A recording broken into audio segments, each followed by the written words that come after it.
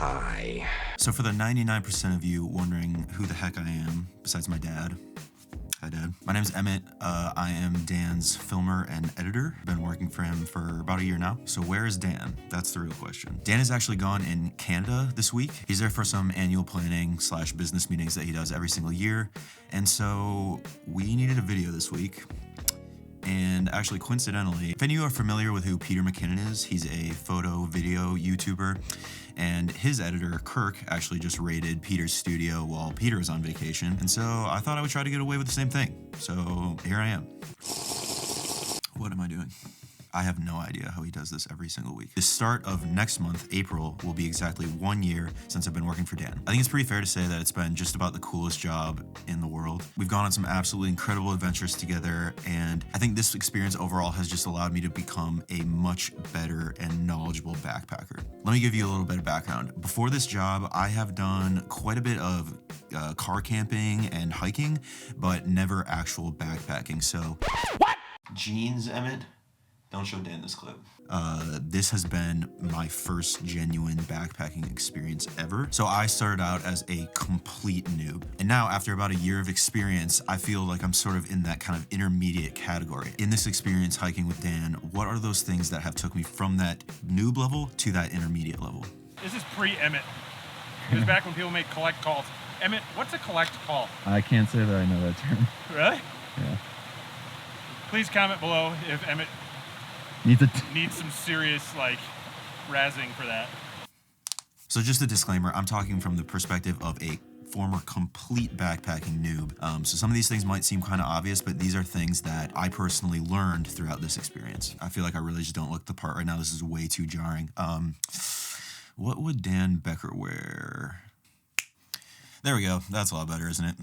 Alrighty, so number one on the list of major things that I've learned throughout this experience is that gear should be customized for your specific location. A lot of this comes down to pre-planning. So I'm gonna talk about something that we talk about maybe like once or twice, very rarely on this channel, which is Onyx backcountry. Onyx backcountry. Onyx backcountry. Onyx backcountry. Onyx backcountry. Onyx backcountry. Onyx backcountry. In all seriousness, Onyx has been truly a lifesaver when it comes to planning our trips because we're able to see our campsites, our water sources, and our mileage, which overall allows us to bring the best gear for that specific trip. So I'm gonna give a few examples. So my first ever trip on this channel, and which was my, like I said, which is my first ever backpacking trip, period, was to Big Bend National Park in Texas. That trip was absolutely insane, especially for a first backpacking trip, because of one main reason, and that reason was that there was 0 standing water. We each packed in about 7 or 8 liters of water per person. Going into the trip and knowing that we were going to have to pack in that much water was something that absolutely informed the decisions we made on gear for this trip. It would have been super annoying and cumbersome to bring in, several different Nalgene bottles or smart water bottles. And so a piece of gear that we brought on this trip that was super important was the Sea to Summit water cell. The water cell carries 4 liters of water, which means that instead of bringing like 7 different water bottles, you're bringing the water cell and then 2 or 3 other bottles. Another great example of a trip where the nature of the trip and the location of the trip had a lot to do with the gear we brought was the trip to Utah we did with Outdoor Vitals this past year. Narissa, who's here with us, had an extra pad strap. So her good friend here is bringing me a pad strap.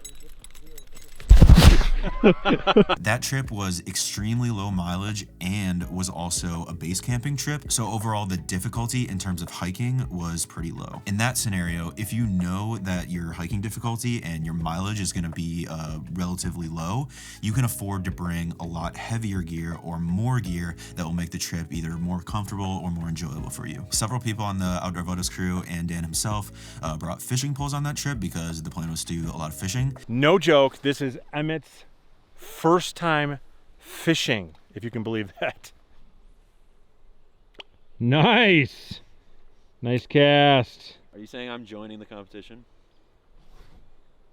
No.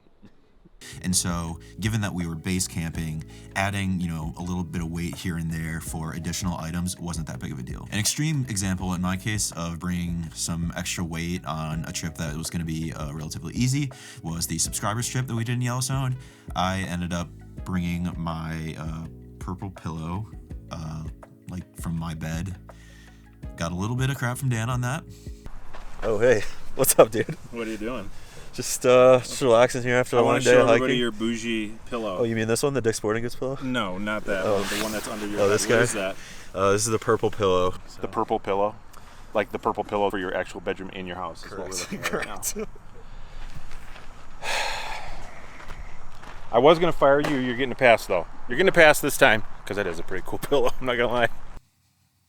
Kind of deserve it, but you know.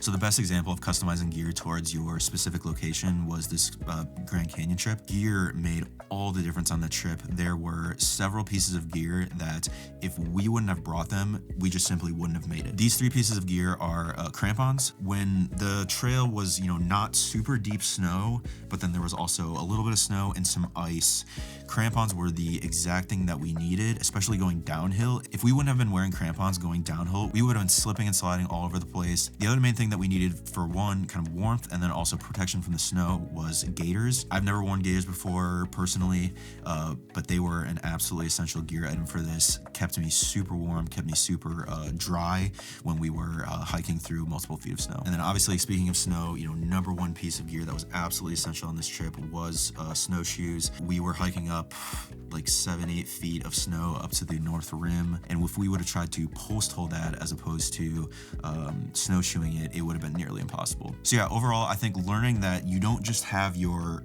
gear loadout and you stick to it every single time, but the fact that your gear loadout needs to be customized to fit the specific trip you're on was a big thing in my backpacking learning experience.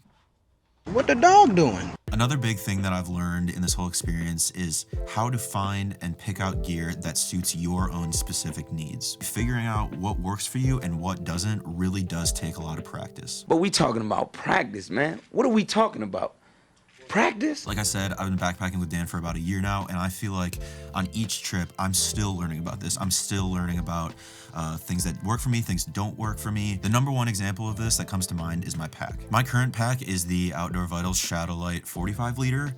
It was the pack that Dan started me on, and honestly, I've loved it from the very start. However, over the course of multiple backpacking trips, we have realized that this pack is simply too small to suit my needs, not only in a backpacking sense, but in a filmmaking sense. In order to accomplish what we need to do, Dan and I bring a lot of camera gear on each trip, and the 45 liter pack is simply just too small to fit everything I need. The other thing you want to take into consideration when choosing a pack specifically geared towards camera gear is compartmentalization. So the Outdoor Vitals pack is a pretty standard backpacking pack. It's just kind of a sack with no compartmentalization whatsoever, and you just shove everything down in there, which for normal uses is really great. But when you're thinking about camera gear, it's smarter and safer to have a more compartmentalized bag when you're thinking about storing your gear. I feel way more peace of mind putting a piece of camera gear in its own separate pouch or compartment than just kind of shoving it down in with the rest of this stuff. I'm scared it's gonna get damaged, it's gonna get broken, and it also might be hard to find when I need to pull it out for something. So Dan and I are actually right now in the process of researching a better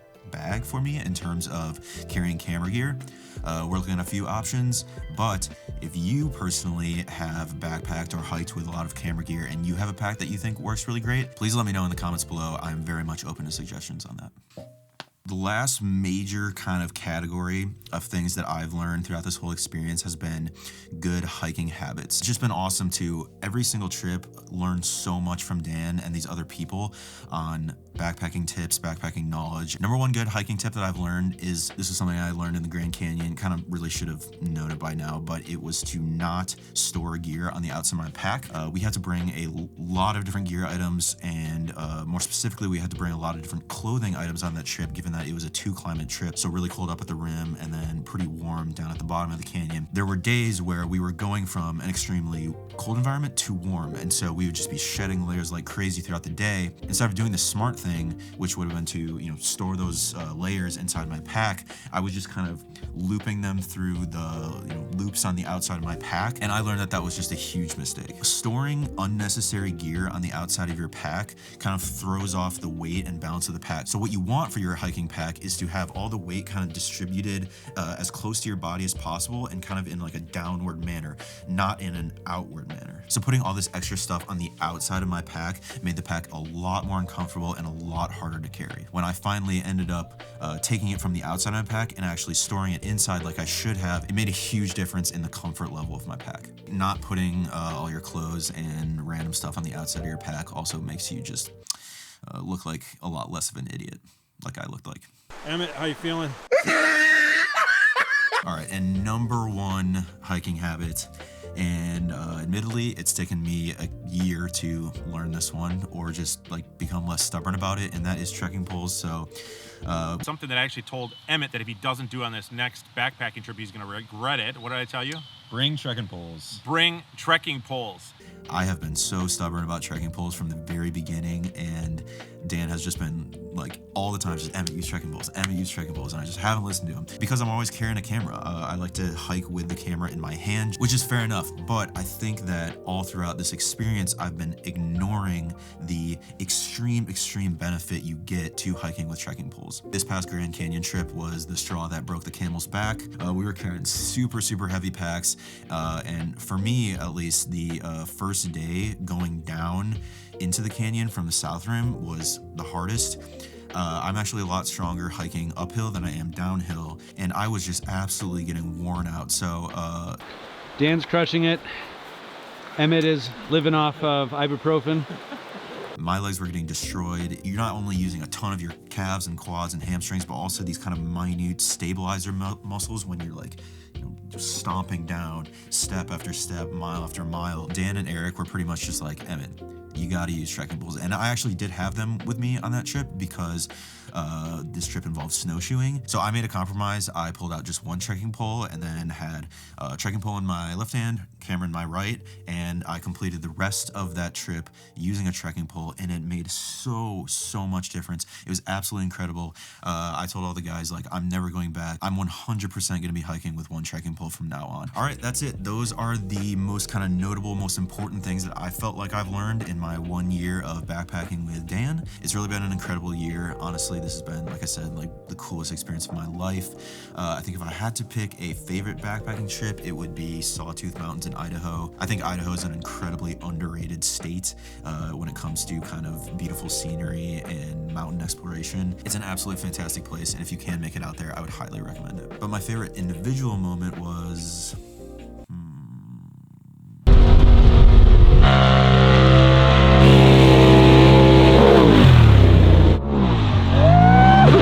I guess I'll have to get back to you. Last thing I want to say while I'm here in the studio is just thank you.